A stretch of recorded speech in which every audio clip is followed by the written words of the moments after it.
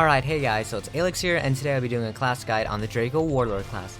This is a revamped version of Warlord class, into which this class includes now a heal over time and also a bigger stun ratio, which is pretty cool. Now we're just going to get on to the statistics of the class. Drakel Warlord. Attack power of 512, spell power 132, hit of 98.53, haste to 10.9, for critical of 23.59, evasion of 19.3. So the first passive is called Expertise, increase your damage done with critical strikes, meaning your crits are going to do more damage. Warriors Respect, all physical damage taken is reduced by 30%. Take into notice this is physical damage. Also your rank 10 passive is you get 20% extra endurance, which you get more health. So that's also a bonus. Now for the enhancements of this class, I recommend you guys either to go full luck or 3 luck 1 fighter on the cape. Either one works. For weapon range, I recommend you guys to use Unstable. Unstable works really well, but if you don't like the unreliability of Unstable, you can go Stable, but for me, Unstable seems to work way better. Okay, now we're going to get on to the skills. 2 skills called Strength and Strike, 15 mana, 3 second cooldown. This does 200% attack damage to your target. Every time you hit your target with this ability, it reduces their physical damage dealt by 7% for 10 seconds. This stacks up to 5 times, meaning you can get up to 35% reduced damage from your enemy if they do physical damage. Most the monsters in the game of Adventure Quest worlds do physical damage, so this will be beneficial in every way. Alright, next skill is called Rage. Strike 20 mana, 20 second cooldown.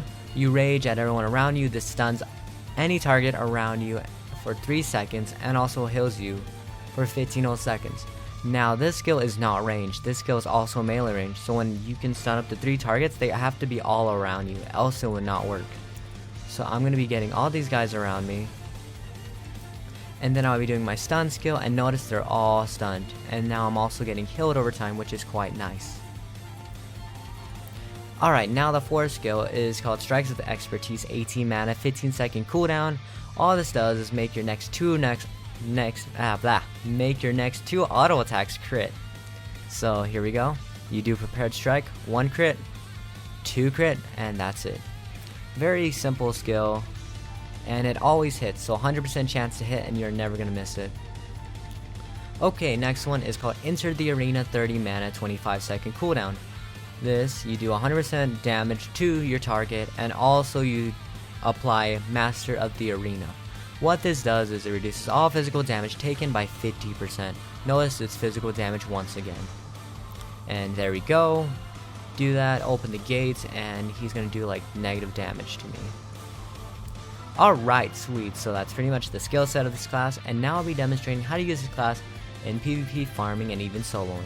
Alright guys, so using this class in a solo, it's quite simple. What I like to do is do your 5 skill first to take 50% reduced damage, then you do your 3 skill to make you start getting your heal over time, then you do your 4 skill because your next 2 auto attacks will guarantee crit, meaning you get mana back. Then I start stacking my 2 skills, so here we go. Do my 5 to 3 skill, get that. He's also stunned too. Some monsters don't get stunned though. And then I'll be doing my 4 skill, make sure I get the crit, sweet stuff, and then start auto attacking. And pretty much you just keep doing this over and over. Make sure you keep using your 4 skill whenever it is up, because that is your main way of getting your mana back since you're guaranteed crit. And then usually just use your 5 skill whenever you have enough mana, same with your 2 skill. So that's pretty much it for the class.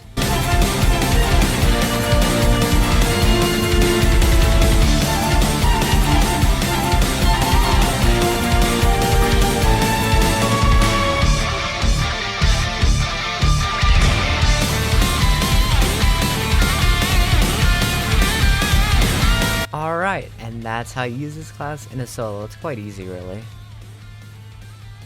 Okay, so to use this class in farming, it's quite simple. All you really have to do is start with your 4 skill and use your 2 skill to do damage. 4 and 2 skill are your main damaging skills. You never really have to do your 5 skill because it's a lot of mana, plus you don't, unless you're fighting really hard mobs, you don't really need to be that tanky. I mean, you're already tanky enough with just every other skill. So yeah, that's pretty much it. 4 skill to 2 skill for damage. Press your 3 skill when you're in a bit of trouble, I guess. And that's straightforward, really easy. So yeah. Alright guys, so to use this class in PvP, all you have to do is start with your 4 skill, make sure you get close to the enemy. Well, technically you want to do your 3 skill first and then 4 to make sure you get the stun. It just depends on what kind of scenario you're in. But yeah, so yeah, of course, get the stun, make sure you get your 4 skill, do your damage, and boom, they nearly pretty much get one shot.